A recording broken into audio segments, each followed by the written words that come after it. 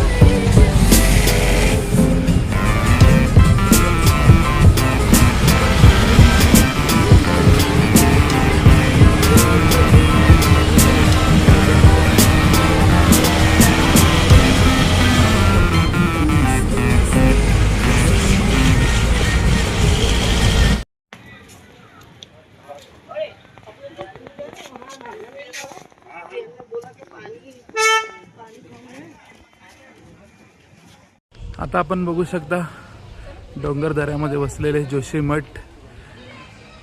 जेव्हा बद्रीनाथ मंदिराचे दरवाजे बंद होतात त्यावेळी 6 महिने याच मंदिरामध्ये बद्रीनाथ बाबांची मूर्ती इकडेच आणली जाते सेवा करण्यासाठी। हे आहे जोशीमठ।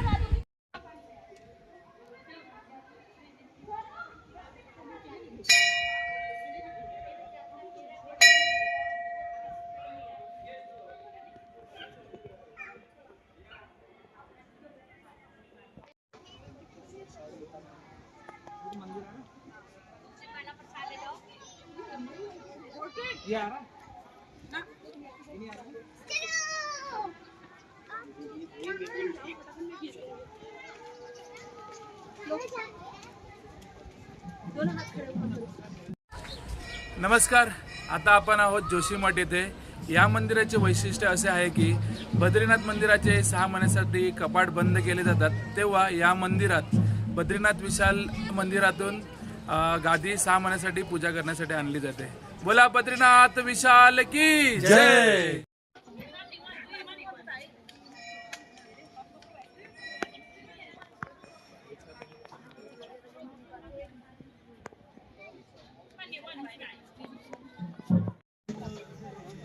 आमच्या बसमधले 2 कार्यकर्ते शेख स्पायरो आणि जॅक स्पायरो आमच्यासाठी पाणी भरायला गेले आहेत।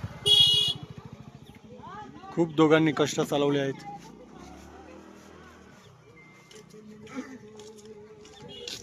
पोरांना पाणी प्यास लागते म्हणून।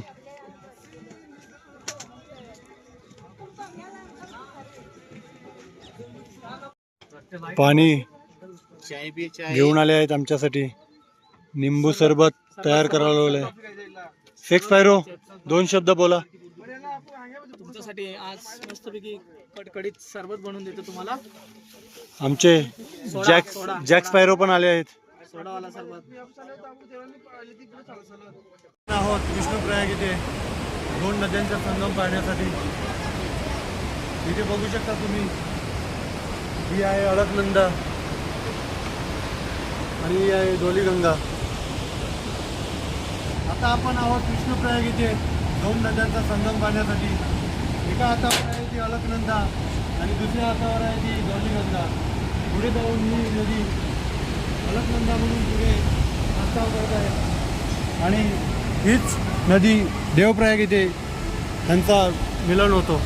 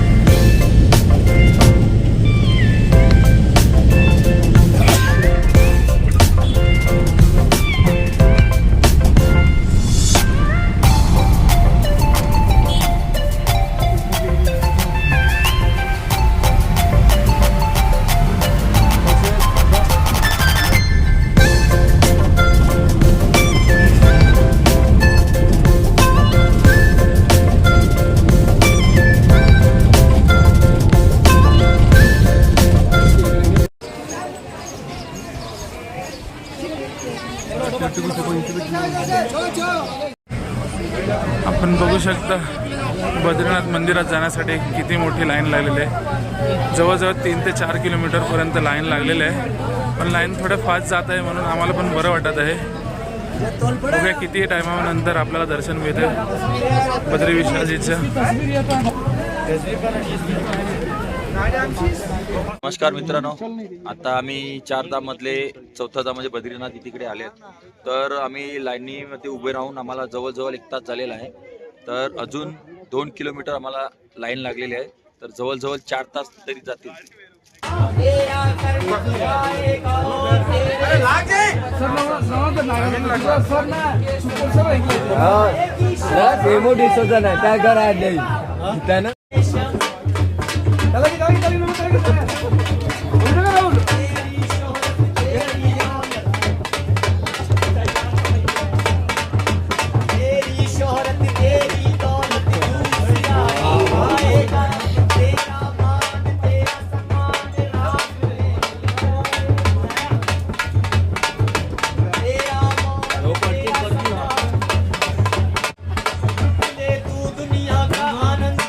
एमपी स्टेप मारनो संगीना तेरे जाएगा कुछ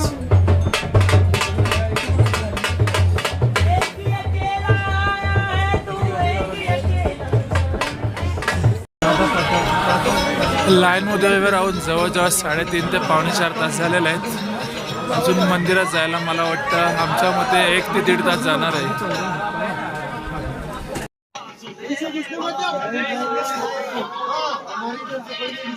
चलो ये रस्सी के अंदर गए ना कुछ नहीं होता. हाँ इसमें को नहीं आता. चलो चलो चलो चलो जल्दी चलो.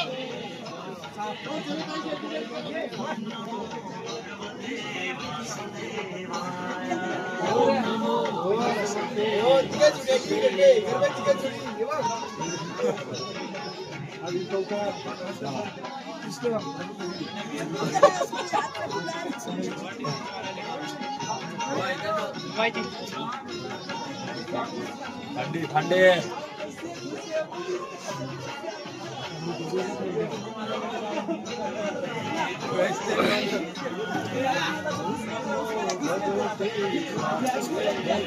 बचाओ.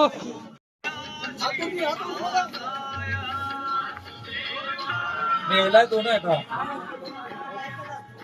हात घातले.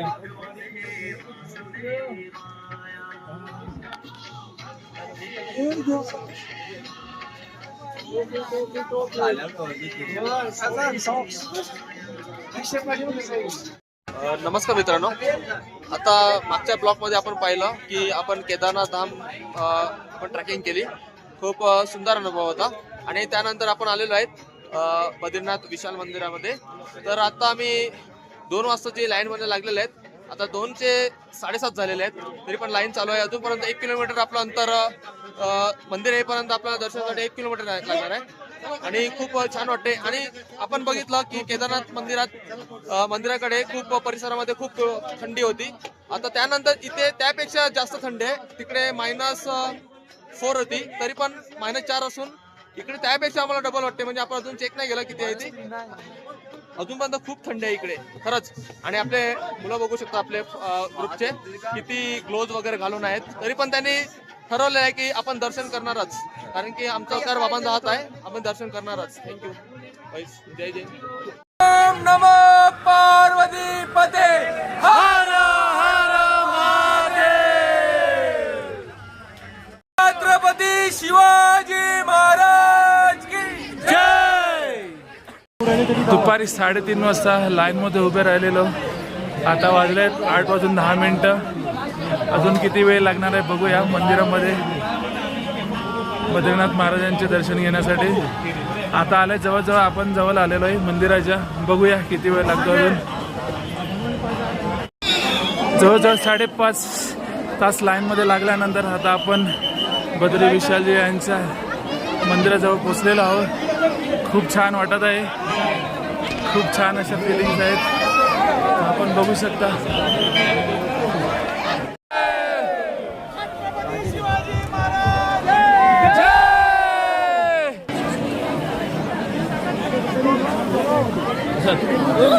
खूप छान वाटत आहे मंदिराकडे आलेलं. बद्री विशाल जी की. आता आपलं दर्शन घेऊन झालेलं आहे. आपल्याला नवनाथ भाऊने मसाला दूध स्पॉन्सर केलेला आहे पार्थिव स्पोर्ट्स कडून. केसर दूध सगळ्यांसाठी स्पॉन्सर केलेलं आहे.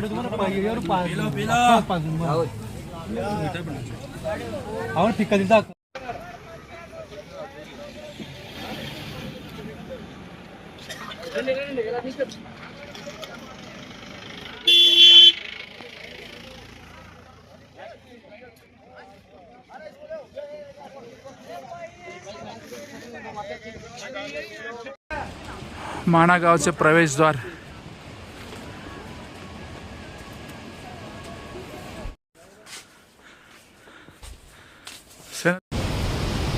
शुभ सकाळ मित्रांनो. आता आपण आहोत भारत देशाचं पहिलं गाव म्हणजे माणा गाव. यामध्ये मान्यतेनुसार महाभारताच्या मान्यतेनुसार या गावातूनच स्वर्गात जाण्याचा द्वार आहे. तो आपल्याला तुम्हाला आता ब्लॉगमार्फत दाखवणार आहे. आणि आता आपण मागे बघू शकत आहात सरस्वती मातेचं मंदिर आहे आणि सरस्वती मातेचं उगमस्थान आहे इकडे. ही नदी कुठून उगम पावते याचं अजून रहस्य आहे, कारण कुठून उगम पावते आपण आपल्याला दाखवू शकतच नाही. सचिन आपण मागे दाखवू शकता.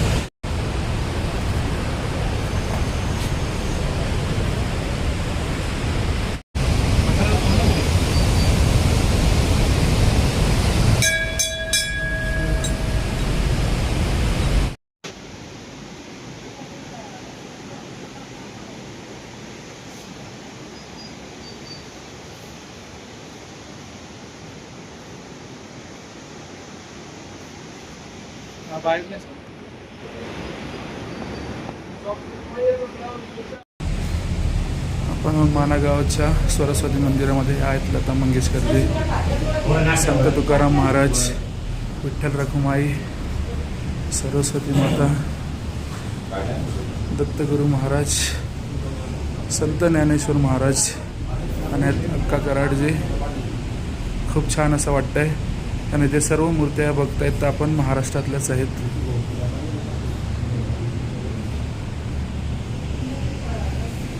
नमस्कार.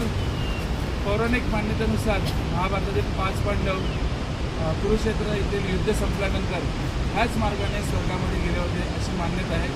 आपण बघूया आता की हा मार्ग कसा आहे स्वर्गाकडे जाणारा.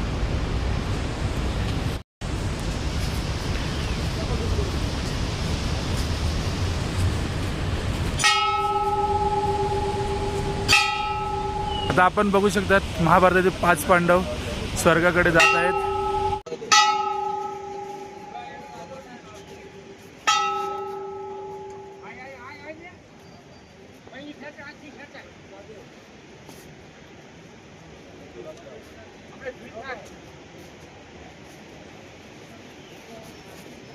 हा स्वर्गात जाणारा रस्ता आहे. बघू शकता तुम्ही 5 पांडव आणि द्रौपदी.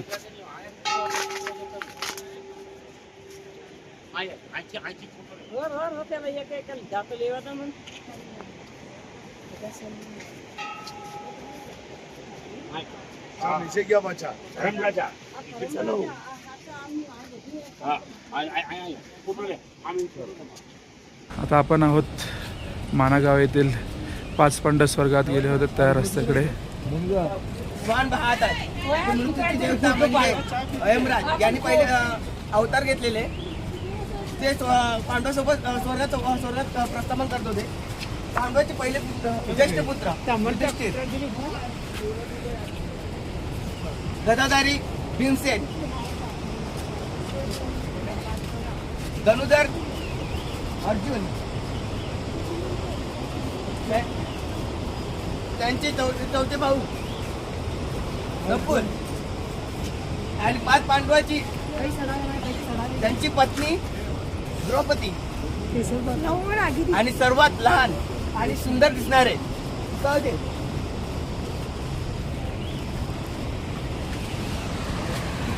इकडे बघू शकता सर्व दुकानावर लिहिलेलं आहे भारत की प्रथम चाय की दुकान, इंडिया फर्स्ट टी शॉप. सर्वच दुकानांना हेच नाव दिलेलं आहे. आता कोणतं पहिलं दुकान हे सांगू शकत ना. भारत देशाचे पहिले चायचे दुकान आपण इकडे बघू शकतात. सर्व भाषेमध्ये लिहिलेलं आहे.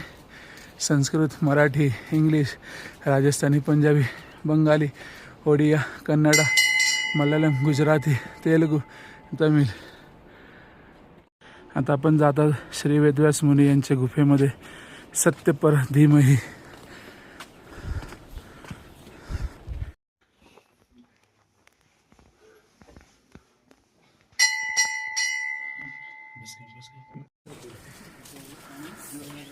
आपण बघू शकता भारताचे पहिले गाव माना गाव.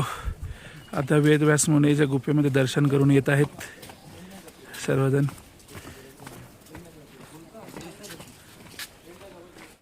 आपण आता आले आहोत भारतातले प्रथम गाव मानागाव इथे. आणि आपण बघू शकता तिथलं गाव, तिकडचा नजारा. चारी बाजूला आपण बघितलं तर डोंगरच डोंगर म्हणजे बर्फाचे डोंगर आहेत. आणि मान्यतेनुसार आपलं वेदव्यास ऋषी इकडे तपश्चर्याला बसलेले आणि पांडव सुद्धा इथून स्वर्गात कडे प्रस्थान केलेले.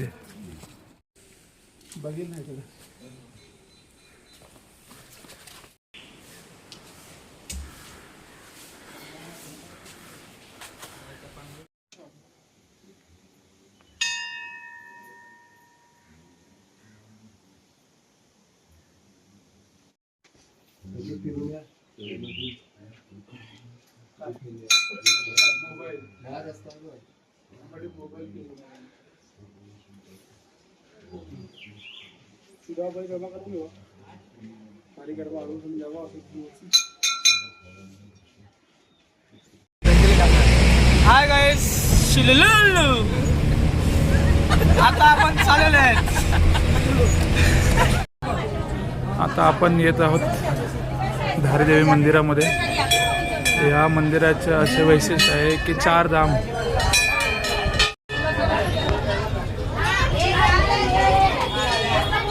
आता आपण आहोत धारीदेवी माता मंदिरामध्ये. या मंदिराचं वैशिष्ट्य असं आहे की 4 धाम पूर्ण केल्यानंतर या मंदिराचं दर्शन घेणे अति आवश्यक आहे. किंवा 4 धाम सुरू करण्याअगोदर तरी दर्शन घेणे अति आवश्यक आहे. हे दर्शन जर नाही घेतले तर 4 धाम पूर्ण न झाले असे मानले जाते.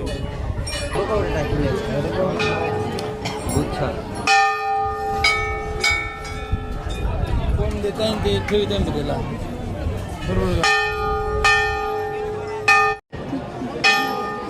हे आहे धारीदेवी मंदिराचे परिसर. आपण पाहू शकता बाईचे सर्व मेंबर धारीदेवीच्या मंदिरात दर्शनासाठी जात आहेत. धारीदेवी येथे ओम हा 12ही महिने ज्वलित असतो.